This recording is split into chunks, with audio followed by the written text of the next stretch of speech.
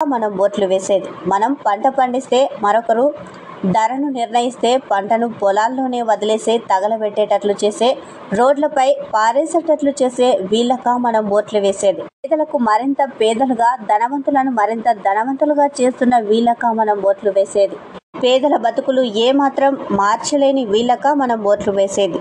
సాగునీళ్లు కాదు, కనీసం మన ఆలూరు ఆ చిన్న చిన్న గ్రామంలో కూడా తాగునీటి కోసం ఎద్దుల బండ్లను తీసుకొచ్చుకున్న పరిస్థితి. కిలోమీటర్లు 10 కిలోమీటర్లు 20 కిలోమీటర్లకు వెళ్ళి తాగునీటిని తీసుకొచ్చుకునే పరిస్థితి ఉంది. ఈరోజు స్నానం చేయాలన్నా కూడా లేని పరిస్థితి. తాగునీళ్ళే ఇవ్వలేని వాళ్ళు సాగునీళ్ళు ఎక్కడ ఇస్తారు? కాబట్టి వీటన్నిటిని కూడా ప్రజలు ఆలోచించాలి.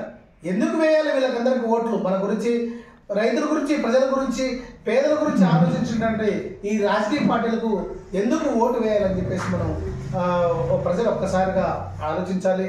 అందుకే ఈ రాయలసీమలో ప్రాజెక్టుల కోసం, రాయలసీమలో సాగునీటి నీళ్ల కోసం, రాయలసీమలో ముఖ్యంగా వెనుకబడిన ప్రాంతమైనటువంటి ఆలూరు నియోజకవర్గంలో వీటన్నిటి కోసం పోరాటం చేయడానికి నేను సిద్ధంగా ఉన్నాను.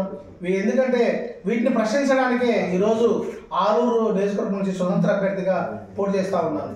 ఎందుకంటే ఆ రోజు ముత్తుకూరు గౌడప్ప ఆశయం ఏంటంటే ఇక్కడంతా కూడా కరువును పారద్రోలాలి. ఆ రోజు కరువు కాలంలో ఈస్ట్ ఇండియా కంపెనీ, బ్రిటిష్ వాళ్ళు శిస్తులు ఇస్తే వాటిని పోరాటం చేశారు ఆ కరువును పోగొట్టడానికి. ఇంకా కరువు మనం అక్కడి నుంచి పోలేదు. ఆ పోరాట స్ఫూర్తితోనే నేను ఆలూరు నియోజకవర్గం నుంచి పోటీ చేస్తా ఉన్నాను. ప్రజల పక్షాన, రైతుల పక్షాన ప్రశ్నించడానికే నేను ఈరోజు ఆలూరు నియోజకవర్గం నుంచి స్వతంత్ర అభ్యర్థిగా పోటీ చేస్తా ఉన్నాను. ఖచ్చితంగా వెనుకబడినటువంటి మా ఆలూరు నియోజకవర్గ ప్రజలు వీటన్నిటిని గమనించి ఖచ్చితంగా స్వతంత్ర అభ్యర్థిగా పోటీ చేస్తున్నటువంటి నన్ను గెలిపించాలని మీకు సవినయంగా కోరుచుంటాను. నా పేరు సత్యన్న. నేను జర్నలిస్ట్గా పనిచేశాను. దాదాపు 30 ఏళ్ళుగా జర్నలిస్టుగా కర్నూలు జిల్లాలో పనిచేస్తూ ఉన్నాను. కాబట్టి నాకు ఈ సమస్యలన్నీ కూడా రైతుల సమస్యలు కానీ, ప్రజా సమస్యలు కానీ స్పష్టంగా తెలుసు. అక్కడ పడుతున్నటువంటి బాధలు కూడా తెలుసు. కాబట్టి వీటన్నింటినీ చూసే సహించలేకనే పాలకులను ప్రశ్నించడానికి నేను ఈరోజు ఆలూరు నియోజకవర్గం నుంచి స్వతంత్ర అభ్యర్థిగా పోటీ చేస్తున్నాను.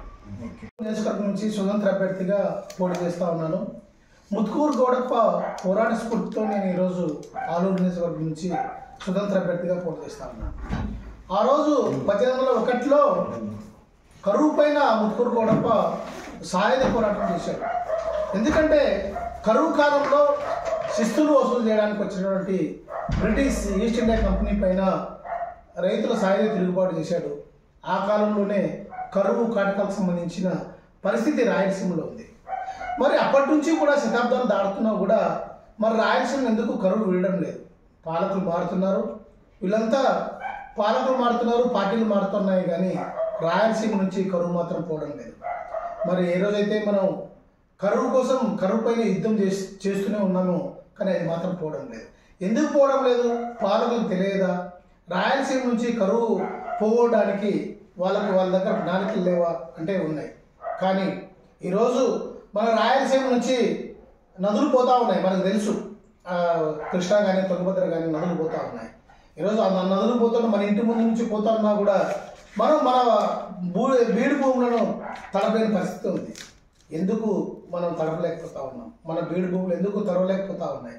మరి ఈ కరువు కారణం ఏంటి? ఈ కరువును పరిష్కరించలేరా? కరువును పోగొట్టలేరా?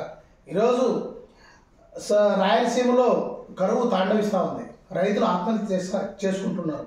ఆ రైతుల ఆత్మహత్యలను కూడా ఈరోజు పాలకులు రాజకీయాలకు తమ ఓట్ల కోసం ఉపయోగించుకునే పరిస్థితి ఉంది.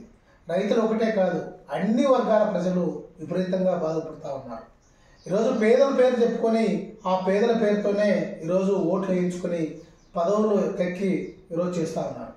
మరి వీటన్నిటికీ పరిష్కారం ఏంటి? అసలు ఎందుకు వేయాలి ఈ పార్టీలకు? ఈరోజు తెలుగుదేశం పార్టీ కానీ, వైసీపీ పార్టీలు కానీ ప్రజలు ప్రశ్నించాలి, ఒక్కసారి ఆలోచించాలి. ఎందుకంటే వీళ్ళు దశాబ్దాలుగా పీఠాలకి మన మీద పాలన చేస్తూ ఉన్నారు, అనేక సంవత్సరాలుగా పాలన చేస్తూ ఉన్నారు. కానీ ఎందుకు మన పోతున్నటువంటి నదులకు నీటికి అడ్డుకట్ట వేసి మన బీడు భూములను ఎందుకు తడపడం లేదు? ఈరోజు రైతుల భూములను తడిపితే ఈరోజు కరువు పోతుంది అనేటువంటి విషయం అందరికీ తెలిసిన విషయం. ఎందుకు చేయట్లేదు? మన నీళ్లను ఉపయోగించుకొని కిందన ఉన్నటువంటి కృష్ణా డెల్టా ప్రాంతం వాళ్ళు కానీ, కోస్తాంధ్ర వాళ్ళు కానీ ఈరోజు 3-4 పంటలు పండించుకుంటున్నారు. మన రాయలసీమ రైతు మాత్రం ఒక పంట కూడా పండించుకోలేని పరిస్థితి ఉంది. ఈరోజు వర్షం పడితే, చినుకు పడితే తప్ప ఇక్కడ రైతు భూమిలో చిరునవ్వు మనం చూడడం లేదు. అదేవిధంగా మనం మెట్ట పంటలు వేసుకుంటున్నటువంటి పంటలకు కూడా మరొకరు ధరను నిర్ణయించి రైతులు మోసం చేసే పరిస్థితి ఉంది. మార్కెట్ పరిస్థితి కానీ ఇట్లా అన్ని రంగాల్లో కూడా ప్రజలు మోసుకుతూనే ఉన్నారు. సంవత్సరాలుగా, దశాబ్దాలుగా, శతాబ్దాలుగా మోసుకుతూనే ఉన్నారు. మరి వీటికి పరిష్కారం ఏమిటి? పాలకులు ఈరోజు వీటి గురించి ఏం మాట్లాడడం లేదు. ఆ కులం గురించి, ఆ కులం వాడు ఉన్నాడా, ఈ కులం ఓట్లు ఎట్లున్నాయి, ఆ కులం ఓట్లు ఎట్లున్నాయి అనేటువంటి వాటిని బేరీజ్ చేసుకొని ఈరోజు అభ్యర్థులను దింపుతున్నారు, ఓట్లు అడుగుతున్నారు తప్ప ప్రజలకు, రైతులకు ఇవి చేస్తాం, ప్రాజెక్టులు కడతాం, ప్రాజెక్టులు కట్టి రైతులకు నీళ్ళు ఇస్తాం, కరువును పోగొడతాం, పరిశ్రమలు చేస్తాం, ఇవన్నీ చేస్తాం అనేటువంటి మాటలు ఎక్కడా రావడం లేదు. కాబట్టి ప్రజలు ఒక్కసారి ఆలోచించాలి. వీళ్ళందరికీ ఎందుకు ఓటు వేయాలి? మరి రాయలసీమలో ఎందుకు ప్రాజెక్టులు కట్టడం లేదు? మనం ఒకటి డిమాండ్ చేస్తా ఉన్నాం. ఈరోజు ఆలూరు నియోజకవర్గం అంటే పశ్చిమ ప్రాంతంలో అత్యంత వెనుకబడిన ప్రాంతం. ఒక్కసారి అందరూ పోయి ఒక్కసారి చూడండి, అసలు ఆలూరు అంటే ఇంత దుర్భరంగా ఉంటుందా అనేటువంటి పరిస్థితి కనపడుతుంది. ఎక్కడ చూసినా కనుచూపు మేరలో పచ్చదనం అస్సలు కనపడదు. తాగడానికి నీళ్ళు లేవు. ఒక్కటి ఏంటంటే హాస్యాస్పదం ఏంటంటే సాగునీళ్ళు అడుగుతున్నా, సాగునీటి కోసం మనం పోరాటం చేస్తున్నా, సాగునీళ్ళు మన భూములు తరపడానికి మనం అరుస్తున్నా కూడా ఈరోజు పాలకులు చెవికి ఎక్కడం లేదు. ఆ సాగునీళ్ళు కాదు కదా, కనీసము తాగడానికి నీళ్లు కూడా లేని పరిస్థితి ఉంది. ఈరోజు ఎండాకాలం వచ్చింది కదా, ఎండాకాలంకు పోండి, ఒకసారి నాయకుల్ని చూడమని చెప్పండి. ఈరోజు ప్రజలు తాగునీటి కోసం ఏ విధంగా అవస్థ పడుతున్నారో మనకు స్పష్టంగా అర్థమవుతుంది. ఈరోజు ఈ మధ్యనే నిన్న 2 రోజుల క్రితం చూశాను మారమడికి అనే విలేజ్లో. మాటల్లో వాటాలు, చేతల్లో మోసాలు. జగన్ మేనిఫెస్టో. జాతీయ బీసీ సంక్షేమ సంఘం అధికార ప్రతినిధి, Delhi incharge, BC fire brand leader, Visakha parliament independent అభ్యర్థి కర్రీ వేణుమాధవ్ రాష్ట్రమంతా తిరిగి చెప్పిన మాటలు, మేనిఫెస్టోలో చేర్చిన మాటలు వేర్వేరు.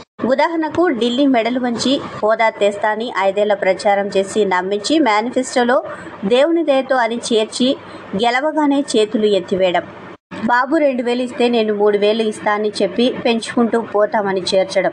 బడికి వెళ్లే ప్రతి పిల్లలకి అమ్మఒడి అని చెప్పి ప్రతి తల్లికి అమ్మఒడి అనే చేర్చడం. మాట మడమ తిప్పని నేత అని ప్రచారం. ఇలా చాలా మాటల్లో మడతలు పెట్టారు. ఓవరాల్గా జనం ఇచ్చే చిల్లర కోసమే జనం ఓటేశారని అర్థం వచ్చేలా పాలన చేశారు. మేనిఫెస్టోని కాస్త మనీఫెస్టోగా మార్చిన ఘనత జగనన్నదే. అవే కొనసాగిస్తారా? ఇంకొన్ని కొత్తవి చేరుస్తారా? నేడు మేనిఫెస్టో విడుదల. నంద్యాలలో 6వ వార్డులో ఇంటింటికి ఎన్నికల ప్రచారం కొనసాగించిన వైసీపీ అభ్యర్థి శిల్పా రవిచంద్రారెడ్డి సోదరి శిల్పారెడ్డి. జగన్మోహన్ రెడ్డి ప్రజల శ్రేయస్సు కోసం అందించిన సంక్షేమ పథకాలే వైఎస్ఆర్ కాంగ్రెస్ పార్టీ విజయానికి బాటలవుతాయని వెల్లడించిన శిల్పారెడ్డి, పేద, బడుగు, బలహీన వర్గాలకు చెందిన ప్రతి ఒక్కరికి సంక్షేమ పథకాలు అందుతాయని సంతృప్తి వ్యక్తం చేస్తున్నారని, అలాగే తన అన్న శిల్పా రవిరెడ్డి చేసిన అభివృద్ధిని చూసి ఓటు వేయాలని శిల్పారెడ్డి ఓటర్లను అభ్యర్థించారు. గత 5 ఏళ్లుగా తన అన్న శిల్పా రవిచంద్ర కిషోర్ రెడ్డి చేసిన సేవలు స్థానికులకు వివరించి, కరోనా కష్టకాలంలో తన అన్న శిల్పా రవిచంద్ర కిషోర్ రెడ్డి నంద్యాల ప్రజలకు అండగా నిలిచిన విషయాన్ని గుర్తు చేశారు.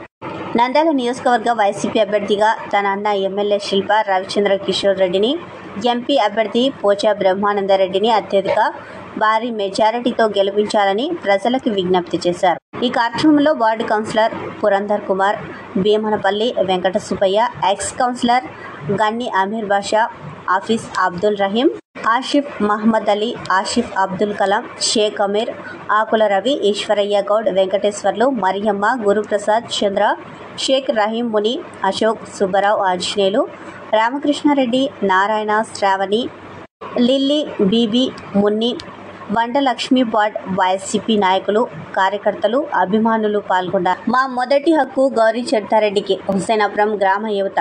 పాణ్యం నియోజకవర్గం గోరవకల్లు మండలం హుసేనాపురం గ్రామానికి చెందిన యువత గౌరీ చెట్టారెడ్డిని వారి నివాసంలో మర్యాద పూర్వకంగా కలవడం జరిగింది. తమ మొదటి ఓటు సిబిఎన్కి పాణ్యం నియోజకవర్గంలో టీడీపీకి ఓటు వేసి వినియోగించుకుంటామని చెట్టారెడ్డిని కలవడం జరిగిందని తెలిపారు. ఈ సందర్భంగా గౌరవ్ చేతారెడ్డి మాట్లాడుతూ మళ్లీ జగన్ సీఎం అయితే మరో బీహార్ అవుతుందని, యువతకు స్ఫూర్తి చంద్రబాబు అని, యువత మొదటి ఓటు వేస్తామని ముందుకు రావడం చాలా సంతోషమని తెలిపారు. ఈ కార్యక్రమంలో టీడీపీ నంద్యాల జిల్లా అధ్యక్షుడు మల్లెల రాజశేఖర్, వజ్నాయ మండల మైనార్టీ నాయకుడు హుసేనాపురం మహబూబ్ బాషా, అన్వర్, షాషావలి తదితరులు పాల్గొన్నారు.